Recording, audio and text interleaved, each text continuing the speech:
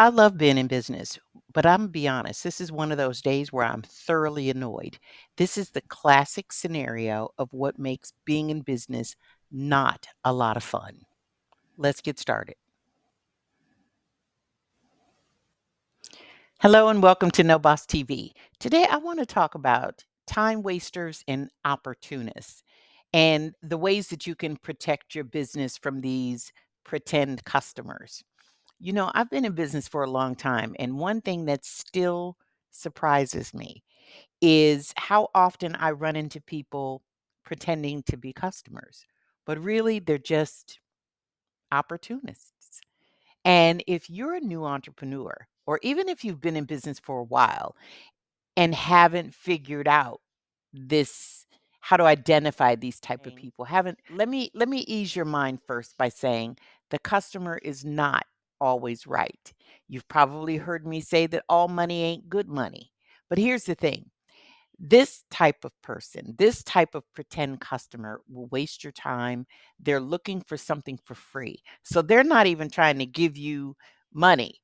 They are just opportunists. Some people are just looking for a way to get something for free, period. They have um, donate to my cause, especially when you're in the baking business. Oh my gosh, I can't tell you how many times I've gotten, please donate to my fundraiser. And then it's supposedly for two or three or 400 people. And I'm like, have y'all lost y'all mind? You know how much time and money that is to invest in that? And I started my baking business in 2006. And I can tell you, as of 2025, people are still getting these spam requests. But I want to get into it. That's just a little brief personal story that I've had that probably resonates with a few of you. But yeah, let's get into time wasters and opportunists and how to protect yourself from these pretend customers. So let me say this. If someone calls you, comes to your website, and they won't go through your process and they're looking for a way around the process, that's a red flag. And stop, run your business by the seat of your pants. If you don't know what you're doing, they can detect that. And you can't stop people from coming at you or trying to take advantage of you, but it is your responsibility to be able to spot them. No boss just up these uh, Facebook groups, and we call them hubs for entrepreneurs. And you can learn how to start your business, marketing strategies, income streams, full time travel lifestyle for digital nomads. There is a monthly fee for the group, it's $25 a month. It turned out she had joined more than one group. So this is clearly a Facebook glitch. And so she comes into the hub and she starts to engage and ask questions. And I realized I don't have any reference on her, which helps me help her. And so when I asked her how she was able to get in the group, if she had a confirmation number for her monthly subscription, she responded this: I'm pausing spending at the moment because I'm working on some things. Okay. I teach people how to start business. So anything that you're working on, those some things, I got you.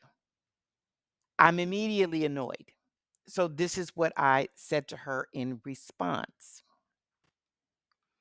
I totally understand pausing spending, but honestly, it's not about the subscription fee. Too often, people join groups to collect free tools and resources, but when there's a price tag, they become more intentional, more focused, and more likely to do the work. I help people start and grow their businesses every single day. So, whatever you're working on, I could absolutely help you move faster and smarter. But here's the thing. I don't want to work with anyone who isn't ready to make it happen for themselves.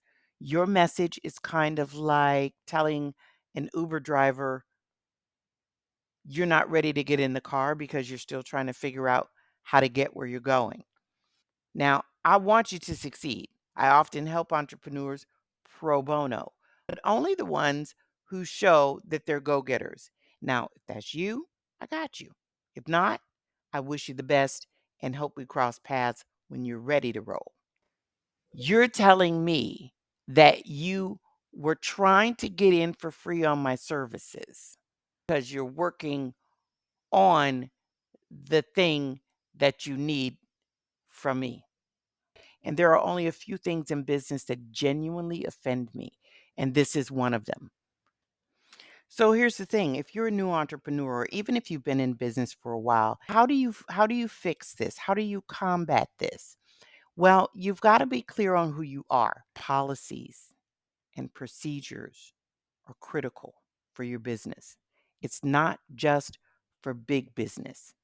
It's for every business, and it's for your protection. Policies are the official rules that you set for your business. Company policy, return policy, shipping policy.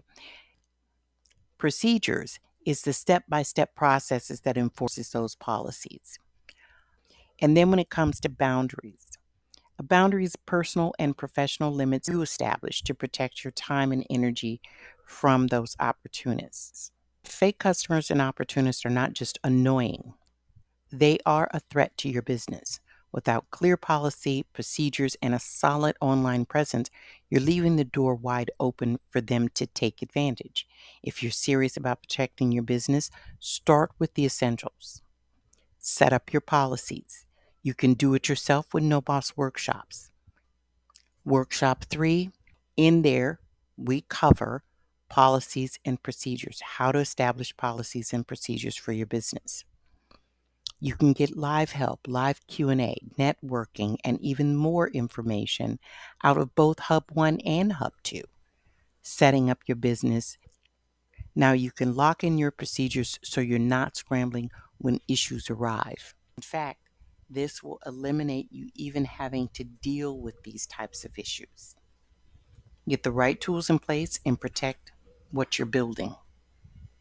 Let me give you some quick examples of customer issues that waste time and kill businesses. People who want to pick your brain for free.